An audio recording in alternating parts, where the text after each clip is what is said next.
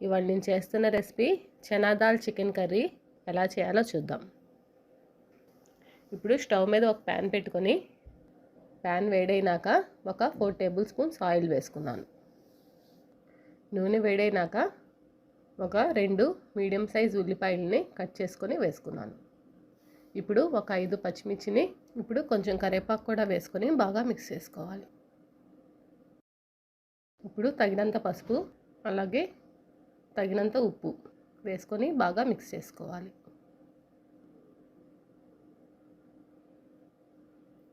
ఇప్పుడు ఒక 1.5 table spoon అల్లం వెల్లుల్లి పేస్ట్ వేసుకుంటున్నాను.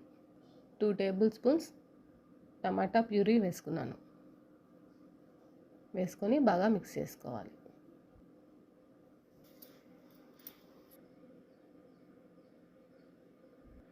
ఇప్పుడు చికెన్ ముక్కలు కూడా వేసుకొని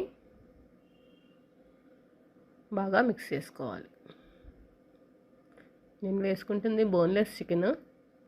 ఆ మసాలా అది అంతా ముక్కలకు పట్టేటట్టు బాగా మిక్స్ చేసుకోవాలి. ఇప్పుడు నానబెట్టుకుని ఉంచుకున్న శనగపప్పుని వేసుకుంటున్నాను.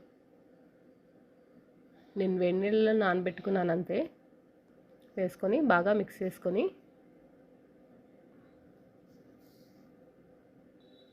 ఇప్పుడు కూరకు సరిపడా కారం నేను 2 టేబుల్ స్పూన్స్ వేసుకున్నాను. కారం,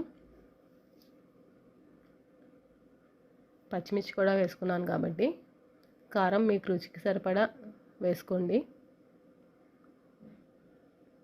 ఇప్పుడు ఒక 1/2 కప్ కొబ్బరి పాలు వేసుకున్నాను. ఇలా కొబ్బరి పాలు వేసుకోవటం వలన గ్రేవీ అది బాగా రిచ్గా క్రీమీగా ఉంటుంది. అలాగే ఒక 2 టేబుల్ స్పూన్ జీరా ధనియా పౌడర్ కూడా వేసుకున్నాను. అలాగే ఒక టేబుల్ స్పూన్ గరం మసాలా కూడా వేసుకున్నాను. వేసుకొని బాగా మిక్స్ చేసుకోవాలి.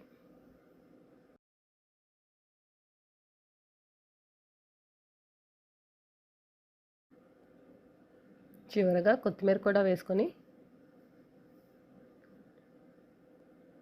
బాగా మిక్స్ చేసుకొని ఒక 5 నిమిషాలు ఇంకా స్టవ్ ఆఫ్ చేసేసుకొని సర్వింగ్ బౌల్లోకి తీసుకొని సర్వ్ చేసుకోవటమే. ఈ కర్రీ రైస్లోకి బాగుంటుంది, రోటీస్లోకి బాగుంటుంది, బగారా రైస్లోకి కూడా చాలా బాగుంటుంది. శనగపప్పు వేసుకోవటం వలన రైస్లో మిక్స్ చేసుకోవడానికి కూడా చాలా గ్రేవీగా ఉంటుంది. అందరూ తప్పకుండా ట్రై చేయండి. ట్రై చేసి మీకు ఎలా